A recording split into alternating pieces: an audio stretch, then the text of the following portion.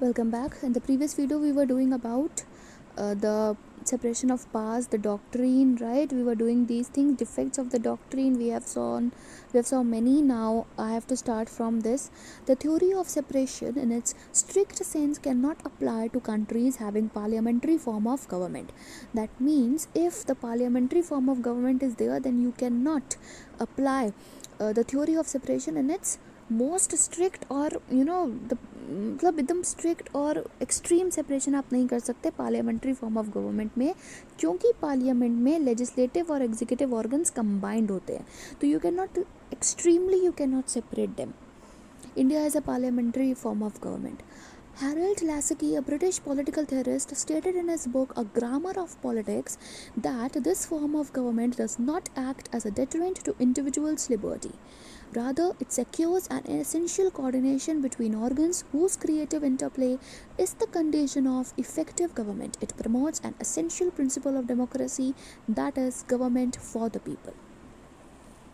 Now, Harold Laski, in his book A Grammar of Politics, he stated that a form of government in which separation of powers is carried out is not something which would affect the individual's liberty adversely. Rather, it ensures a smooth and efficient administration, and it assures that there is a coordination between different organs of government, so that the main principle of democracy, that is government for the people, can be fulfilled. Montesquieu had envisaged that all three organs would be given equal and independent position in political organization of the country. So Montesquieu said that all these three organs of government, legislature, executive, judiciary, they will be given an individual position, independent position, and in the political organization of the country. But in fact it is not in reality. ऐसा हुआ नहीं सच में. उसने बोला था कि हम equal position देंगे, इंडिपेंडेंट पोजीशन देंगे, means parallelly these three organs will be settled, but it had not happened. Parallelly means, as I say, supreme court, under it we have high courts in different states, and all these are at the same level, state level, right? So he said that in legislature, executive, and judiciary will also be at the same level. They will be independent of each other, and it will help in the efficient administration or governance. But it is not in reality. ऐसा सच में नहीं हो पाया, equal power हम उन्हें नहीं दे पाए. Concept of welfare state demands more and more action and services from government, such as health, education, food, public distribution, public transport, electricity. Welfare of the nation means you have to give more and more services as the population increases, or even if the population remains stable. You have to provide them with more services, more facilities. It tends to increase the powers of executive and to develop the executive as a multifunctional organ. So when you have to perform, when you have to give additional powers, then it may happen sometimes that executive develops as a multifunctional organ. Means it may have more than one function to perform. Rather, it has only one function to implement the laws, but it may happen that it has more than it to perform. Today, executive legislates, exercises judicial jurisdiction, and plans future activities of government.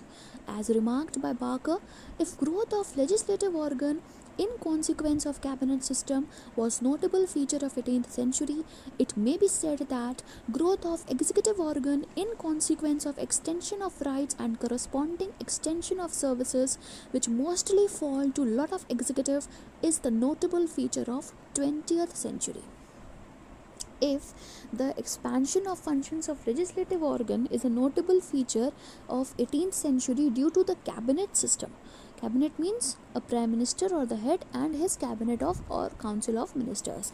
So if due to this system legislative organ is expanded and it was the notable feature of 18th century, that then it may be possible that executive also expands due to the extension of rights and the extension of services or the demands of the services, that as mentioned over here.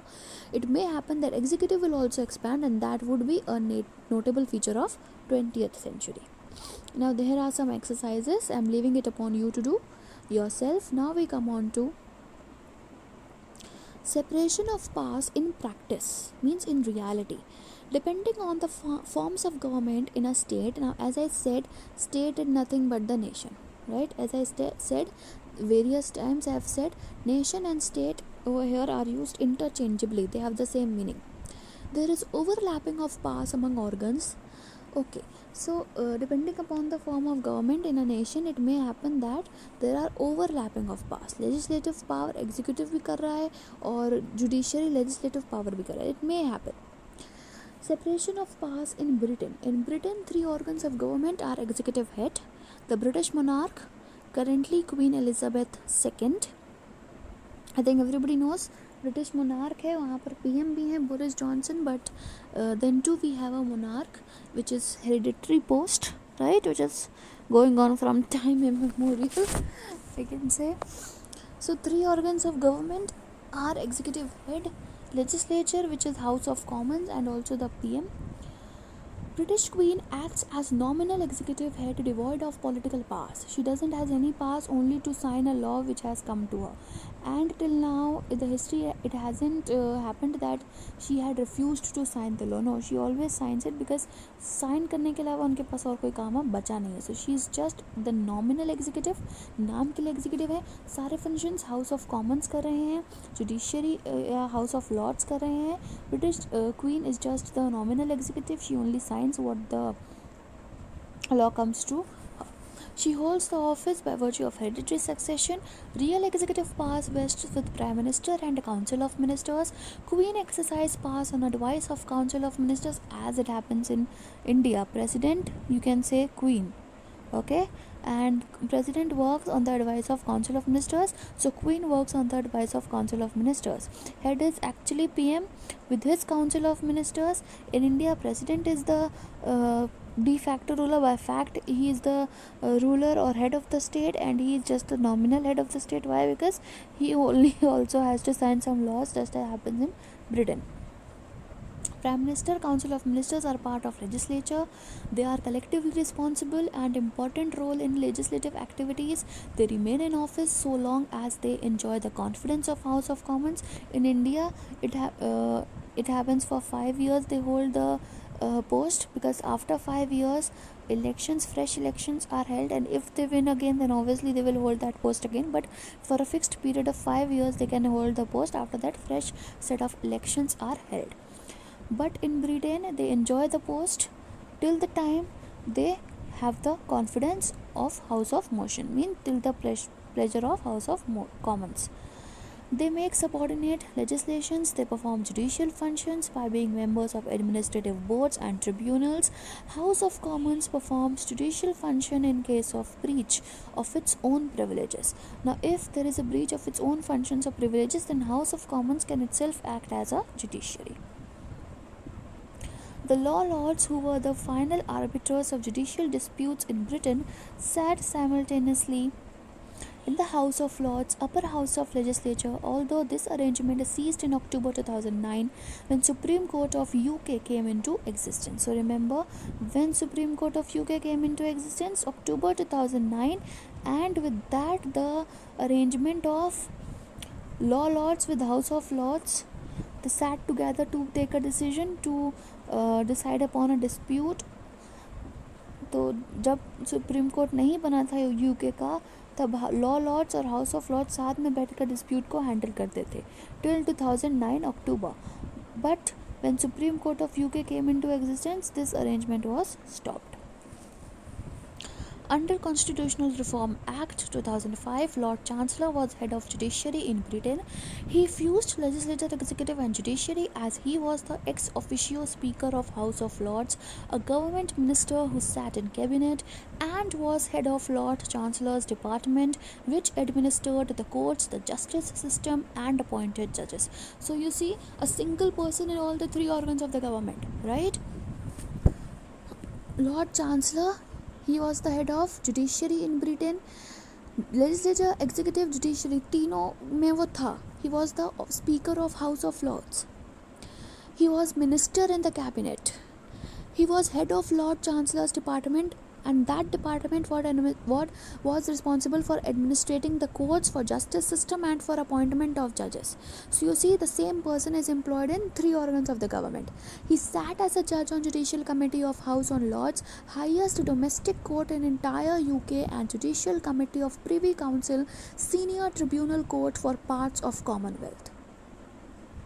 So all these things were prevented with constitutional reform of 2005. Constitutional Reform Act separated the powers with legislative functions vested with an elected Lord Speaker and judicial functions vested with the Lord Chief Justice. As we have Chief Justice of India, so there we have Lord Chief Justice, and judicial functions head Lord Chief justice हो गए, and legislative functions के head कौन थे? Elected Lord speaker. Lord Chancellor's department was replaced with the Ministry of Justice, and Lord Chancellor currently serves in position of Secretary of State for Justice. So now you see what reforms, what changes took place. जहाँ सब चीज़ों के head Lord chancellor ही थे, वहाँ पर elected Lord Speaker was the head of legislative functions, Lord Chief Justice head of judicial functions, and Lord Chancellor's department was removed in its place. Ministry of Justice came, and Lord Chancellor would now be the position of Secretary of State for Justice. British governing system follows a parliamentary form of government, so as India, British constitutional system has adopted a fusion of powers rather than separation of powers. Fusion means to combine. Separation of powers in USA. US Constitution has adopted presidential form of government. Three organs are President as executive organ, Supreme Court of America and subordinate courts as judiciary, and Congress as legislative organs. And also there are two houses in legislative: Senate, that is the upper house, and House of Representatives, that is the lower house. You may have heard Senate and all because nowadays there is much debate about the elections which are going to be held in November of the president of USA, right? Theory of separation of powers finds its best explanation in USA. American Constitution did not explicitly state that powers ought to be separate. It simply distributed the powers. Legislative powers are vested in Congress, executive in president, judicial powers in court. They were not explicitly saying that we will separate the powers, but they said that I will be distributing the powers. Well, apportioning the lion's share of powers to one organ of government, Constitution gave smaller slices to each of other organs. Lion's share means a big share was given to a certain organ of government, and small pieces or small shares of functions were given to the other organ. This was done to avoid concentration and consequent abuse of power. Fathers of Constitution considered that power should be limited, controlled, and diffused. Means it should be distributed, it should be controlled, it should be limited, it should not be concentrated in a hand of a single or few people, and it should not be abuse of power. Law-making power was vested in Congress because obviously it was the legislature, but President received his share of powers to recommend measures, to summon Congress in special session, and to veto bills passed by Congress. President had the power to give his recommendation on the bills or on the acts that were passed by the Congress, to summon a special session or joint meeting of the Congress, to veto bills. You know veto power? Okay, I'm not explaining what the veto power is. And a homework: search for the veto power that Indian president has. Declare war and ratify treaty. So all these are powers of the president, same as India. Congress acts in a judicial capacity in cases of impeachment of president and Supreme Court judges. Now, if we have to impeach the president or Supreme Court judge, then Congress or the you can say legislature, a discussion is held, proceedings are held, it is discussed that why you are gonna impeach a particular president or a Supreme Court judge. So, and if you know, India borrowed this impeachment process of president from USA only. Okay, so that's why the cases are same. If in India one has to impeach a Supreme Court judge, then the proceedings for that is done in the houses of parliament only. President is elected by people and Congress is also elected by people. Neither president is responsible to Congress nor Congress is responsible to president. However, while judges of Supreme Court are nominated by president, their appointments have to be ratified by Senate. So president and Congress both are elected by the people and neither of them is responsible to each other. But if a judge of Supreme Court is nominated by the president, then that would be subject to the ratification by Senate, that is by the Congress or the House of Parliament. In certain circumstances, Senate may refuse to ratify the choices made by president. Obviously, Senate can or cannot, so in some cases it may refuse to. Congress cannot be dissolved by president. President remains in power for 4 years. Members of Senate sit for 6 years and those of House of Representatives for 2 years. Now this is very important. The term of every organ is very important. Please learn it. President 4 years, members of Senate 6 years and House of Representatives 2 years. President has been given the powers of making appointments, but these have to be I'm right. So president has the power to make the appointment, but it has to be ratified by the Senate. Supreme Court has the power of judicial review. Judicial review also India took from USA. Court has power to examine laws passed by Congress and executive orders issued by president and declare them null and void if it contravenes the provisions of US Constitution. As I said, the Supreme Court of USA has the power of judicial review. Judicial review means judiciary does so judicial and review, right? Means again viewing it. If it feels that any law or any act goes par or it goes against the principles of Constitution, then Supreme Court can declare that null and void. The president can declare war, but he can do so only if he has got the proposal of both the houses of Congress. President can declare war, he has the power, but for that he must get the approval or the consent of both the houses of Congress. President could interfere in the business of court through his power of pardon for all offences except treason. Means he can also intervene in the judicial proceedings by giving the pardon. India also has a pardon by president provision, right? Except treason. देशद्रोह के अलावा किसी भी offence में president pardon कर सकता है.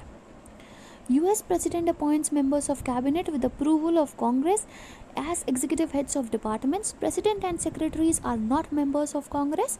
President has power to call special sessions and veto the bills except money bills. Her bill president veto कर सकता है. ये जो exceptions हैं, these are very important. Please remember the term years that came here, that is very important.